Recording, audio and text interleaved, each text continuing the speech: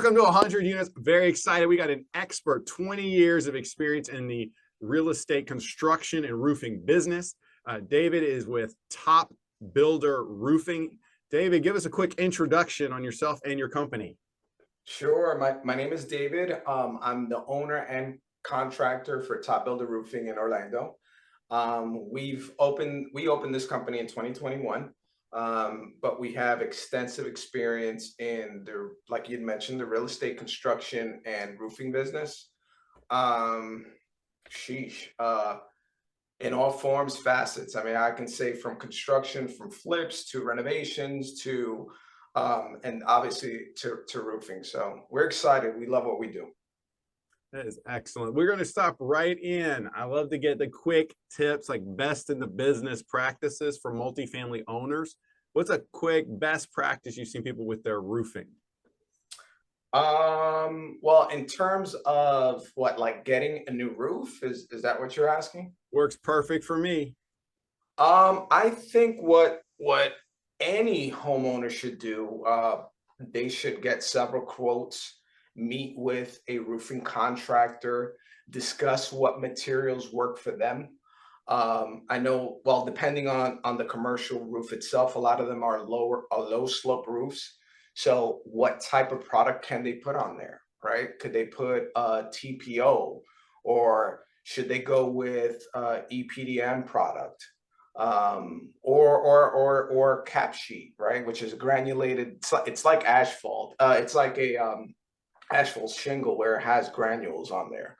But it's a roll-on roof. Some of it is adhered and some of it is torch down. So yes, get into a great conversation with a contractor that knows his product. Um, get a detailed scope of work so that you know exactly what they're doing, right? How long is it going to take? What warranties are they going to provide? Does the manufacturer provide anything? So those, I think, are definitely the best practices. That is worthwhile. All right, I got to ask. My favorite roofing, a blue tarp with some sandbags. What's your recommendation? When to use it, when not to? When to use it, when to not use it. Use it when you have a leak. You definitely got to use it when you have a leak, when you're maybe doing an insurance claim and you have to put that on temporarily. The sandbags are used because the insurance adjusters don't like anything that's stuck on the roof. In some cases, they don't even like to move the sandbags. So, when you're going through an insurance claim, what I always recommend is, hey, get the contractor involved, let them know when the adjusters are coming out, so that way the contractor go ahead and move the sandbags for the adjuster. But yeah, that they're used just as a temporary hold until you get it repaired or replaced. All right, blue tarp, great Blue tarp. tarp, great What do you tarp, think? depending on how long it's going to be there for. Depending on. Sometimes these insurance claims can take a while. Correct. All right, let's talk about some serious questions now. Go for it. Go for it. We got questions. One of the big ones that comes up in our space in multifamily is the roof warranty. Because when we are in the transaction, we're selling a property, the roof's put on 3 years ago, they want to know the roof warranty, the right questions to ask, or if you're getting a brand new roof with the intention of selling your property, what questions should the owner be asking about a warranty? So there's several type of warranties that homeowners should, the owner should look for. There's a workmanship warranty that's usually provided by the contractor. There's a materials warranty that's usually provided by the manufacturer. But then there's also the NDL warranty, the manufacturer's NDL, which is no dollar limit warranty that should cover most of the issues with the roof. Now, in order for you to determine that, you really need to look at what product you're going to use and then have them, when I say them, it's either the manufacturer or the contractor provides you with those documents. What I recommend is doing a thorough reading of those documents. And the reason is because there's certain things that are not covered. Acts of God, for example, right? If a hurricane comes, it might void the warranty altogether. So just keep that in mind. Every manufacturer will have not just their own warranty, but their own stipulations within that, that either maintains the warranty in full effect or ways for you not to receive that warranty. So just look at into it, with a fine tooth comb. That's basically what you have to do. That's the same advice that I give on signing a contract. Actually, I- read the whole thing before you sign it. Yeah, I mean it's unbelievable because you'll be surprised how something can get voided just by some, a bad workmanship can probably void a warranty, right? Another one is, are you using the same accessories on that roof that manufacturer makes?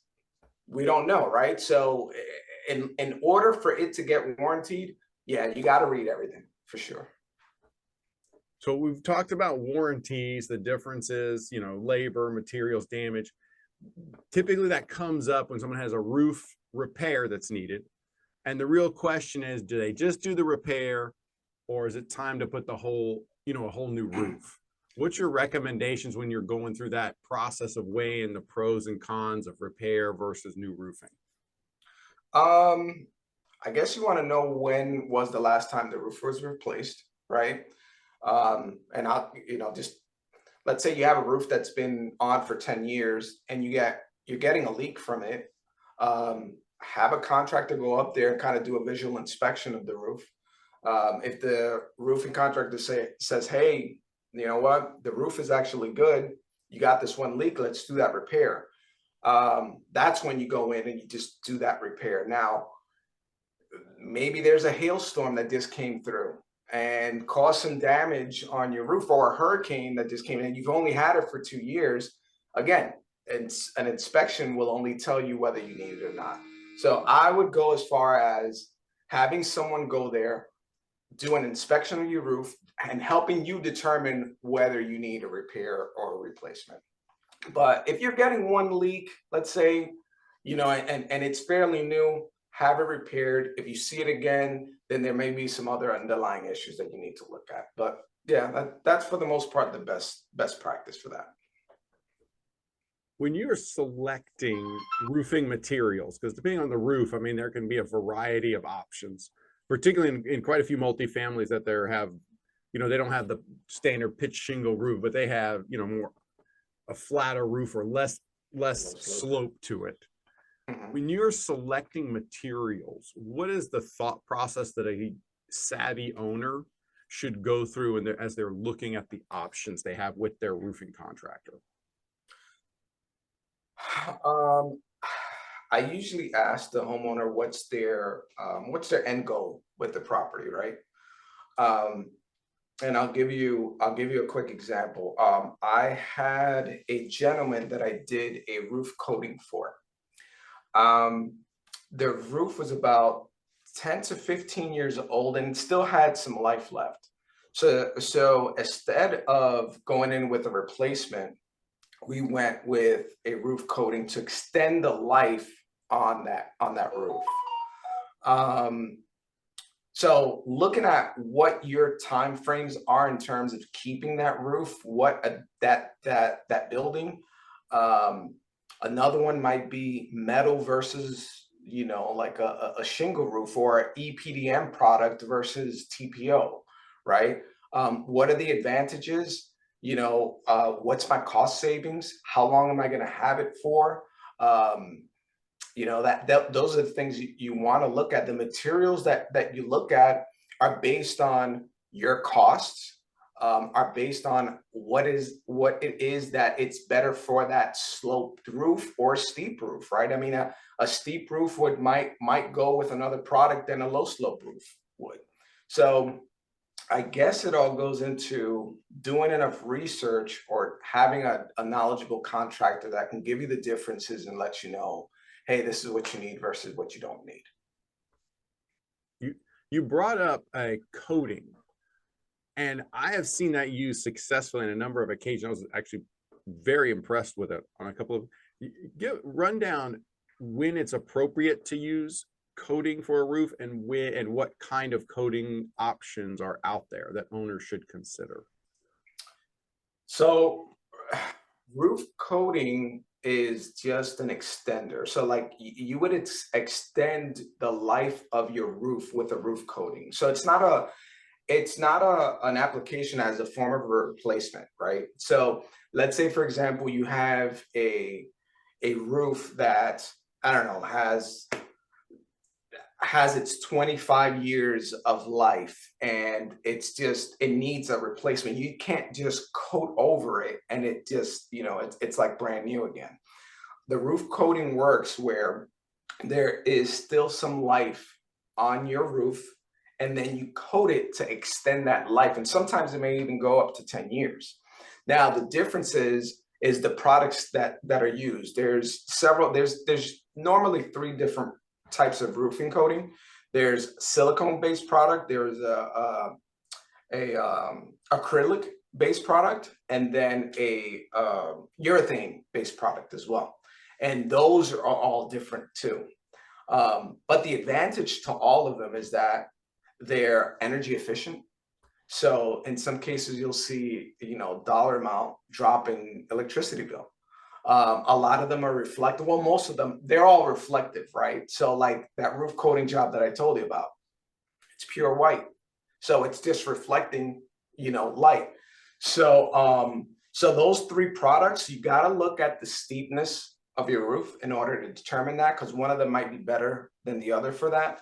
One of them may hold ponding water better than the other, like silicone is one of the ones that are hold, any ponding water better than an acrylic or a urethane coating. So back to your question, I mean, what's it great for?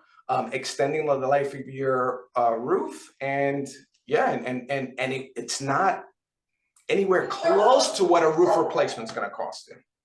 So great, it's a great option. It's a great option for extension, for sure. One of the things that comes up, obviously we're doing a ton of transaction in multifamily space, and one of the questions comes up is because the roof is a major item, that is a major capital expense on a property. And one of the questions comes up that, hey, we need to bring a roofer in to look at it and give us, what they feel the life expectancy is of the roof. And typically a lot of insurance companies actually require a letter stating it has, 5+ years of life. What are the questions that an owner, or specifically a buyer, should be asking about the roofer? And when they're coming in to take a look at the roof and give a letter, or say, hey, this roof's almost done. Like what should they be talking to their roofer contractor about? Are you specifically talking about like the 15-year rule? Yeah. So that rule was put in place, and it's the Florida legislature. They're trying to protect homeowners from these letters that are being received by the insurance companies. They're just saying that, hey, if your home or your roof has 15 years or more, we're going to not renew or cancel your policy. The idea is that the homeowner has some time to get an inspection done. And if that roof has more than 5 years of useful life, that insurance company should not be dropping them. So for example, you call me up and you tell me, hey, David, I just got this letter. I'll get up there. If I feel certain that you got an additional 5 years left, I'll write a report and I'll send it over to you, send it to them, and they should not cancel you. And I think they have an additional year of extension on that. What you're looking for when you're looking for a roofing contractor, to make sure that they know about the law itself, provide pictures right before, pictures to show why they think that it's definitely an additional 5 years. I mean, I've even gone up there and even blown off some debris that they had in there to make it, to give it some more maintenance. So overall maintenance of it, if you can find a roofing contractor that can provide some maintenance to it, you may need, to have some sealing around some of the flashing, or some sealing around the boots, or the vents, to withstand an additional couple of years on it. So That's what you want to do. You just talked about cleaning the roof. That is one Yeah, of my recommendations for owners. And because absolutely. I've seen two roofs, exact same age, owned by the same build. They were like one building and another building. We're walking in with a buyer, and he's like, "Oh, that roof is obviously new and been replaced. This one's Yeah. old." They were the exact same age. The only difference one of them was cleaned. Yeah, that's it. And And I do mean, you, you can do that. when you're doing a cleaning of a roof, what's the process you go through? I get up there with the broom, right? I try to sweep off as much as I can. Then I go up there with the blower and I'll try to blow as much as I can. I mean, it's only been on a few occasions where I've gone there with the pressure washing machine at a very low pressure, and then I'll clean it so that way it looks good. But that's an easy one. And that depending on the size of the roof, that can be done in an hour or two. So there's no reason why somebody should have that, especially if they're trying to sell. That should be 101, It is right? one of my recommendations. If you are selling your building, Yeah, have your maintenance guy go up there and clean off your roof, like it absolutely, because it makes a 100%. difference in how it appears. Yeah, exactly, 100%. I agree with you 100%. When you're looking at, obviously there's, I don't know, 1,000 roofing contractors out there. When you're a apartment owner and you're getting three quotes, what are some of the questions you should be asking to vet each of them to make sure you're like, it's not always just get the cheapest guy. You want to make sure you get a quality roof, somebody stand behind it. What are the questions they should be asking as they're going through that process? Um, Make sure they've done commercial, commercial installations, what type of products they've used in the past, if they have any referrals of any past, clients, and customers. I actually, that's one of the things that I was dealing with. An insurance company was trying to refer me out to a commercial uh, owner, and he asked for three referrals. So those are the things that you need to look at, right? If there's a way for you to get referrals from your friends, right? Like usually this is a tight knit group of people that kind of know all they know each other, right? So once you do, one job for one, obviously the hope is you do a great job, they can refer you to somebody else. Right now with the way technology is going, which I love it, I take videos sometimes of some of my installs, or I'll take pictures and having that as reference for that homeowner, saying, "Hey, look, this is what I've done. You know, here's my reviews on whatever type of platform you use." But I think it's out there, so you should be able to get any information that you want on what they've done, and to make sure that they're doing the right job, and hopefully that they'll give you the right service. And what else should you be looking at when you're getting three quotes from vendors? What else should you be looking at when you see those quotes? Um, what type of products they're using, right? If one comes in a little cheaper than the other, is that other person that's cheaper, are they giving you the same products and service that the other one is? Sometimes you do a side by side comparison, you'll notice why somebody is way less expensive. I typically say don't go with the cheapest one. There's a reason why they're cheap. I mean, there's a ton of reasons, and not that I'd get into it here. It's for another discussion, but um, look, do that side by side comparison, because you'll be surprised. A lot of the materials that I've seen on my side by side comparisons have been subpar compared to what I would put on that roof. That's really important to know because you're paying for a roof, you're putting in, you're going through all the trouble to get there. You need to have a good quality one. Absolutely. And make sure that the person that's installing it knows what they're doing. And that's why, like, I think it's important to always speak to the contract. I know that there's a lot of sales reps out there, and I don't, I was a sales rep at one point. So I don't condone that. I'm not saying anything wrong with that. What I'm saying is it's nice to have a contractor go over there and tell you what the codes are and how they're going to do the install, or the tear down, or whatever it is. There's a difference between hearing it from a contractor versus a salesperson. Yeah. Are there any important questions you would want multifamily owners to think about or know about in regards to roofing? I would say just to make sure, just to call the insurance companies that they're getting insured by, right? What is their insurance policy looking like for that builder, right? So, or for that community or roof. I have a close friend who owns several buildings and wanted to do a roof replacement, and we were trying to figure out whether shingle or metal roofs were better, right? So we got to the point where we said, hey, well, problem with shingle roofs is that even if you get a 25 or 30-year shingle or 50-year shingle, whatever, you know, in 15 years, they might just pull it from you, right?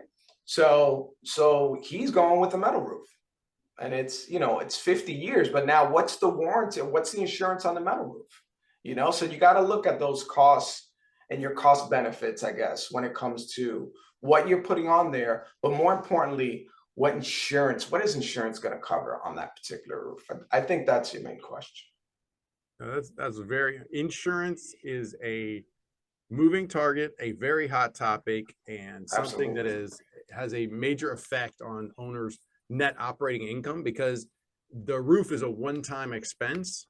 Yep. Insurance is every single year. Yeah. What are your thoughts on best practices for gutters around roofing? Like, that's been one of the things like that we've had to take the water and get it in a strategic way away from the building. I guess pretty much the same as just like the roofing. I mean, like just know my best practice would be find out where your worst, you know, drainage issues are. Kind of, you know, sit on that and let the install of the gutter let you know what your issues are, right? But you knowing, hey, this is where most of my issues are, and see what kind of, you know, what kind of information they provide, right? Make sure that they do some sort of water test after the fact, so that way you know that it's completely sealed, right?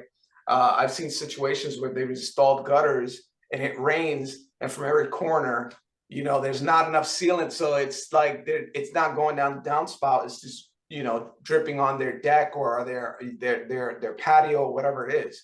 So making sure that they do that, right? Gutters, right? Gutter guards. You know, if you have trees that are right around your property, maybe it might be an option for you to do that, you know, because they clog up your downspouts, and next thing you know, you don't have the proper water filtration. Probably the next one is make sure that the gutter's on some sort of slope. I've seen that. No, I know. Yeah, you're laughing at this stuff, but this is stuff that I've seen in this practice, right? Where, you know, there's no slope. The water's going down super slow. You get on the roof, next thing you know, it looks like a pool, right? I mean, eventually it comes down, but it's not sloped the way it's supposed to be. So just do your homework on who you're bringing on to do any work on your properties, right? That's perfect. Thank you, Dave. Thank you very much for taking time and sharing your wisdom with the audience. We really appreciate it. Those are some excellent tips. The coding tip, I have seen that used effectively in a number of occasions. Yeah. And then the other major tip is cleaning a clean roof. I have seen them side by side, the exact same roof put on the exact same day. 10 years later, a clean versus dirty, the same roof. It is a night and day difference. So that tip is worth it. When you're going to go talk to your insurance company, you're going to sell your building, that is a worthwhile tip. Yeah, and like I said, it doesn't, for some, it won't cost a lot of money, it won't cost a lot of time. So just get it done. Awesome, David. Thank you very much for coming on and sharing your wisdom. Really appreciate it. We will have your contact information on our vendors list if you need anything, and have this out soon. Thank you. Thank you so much. Have a good Friday. All right.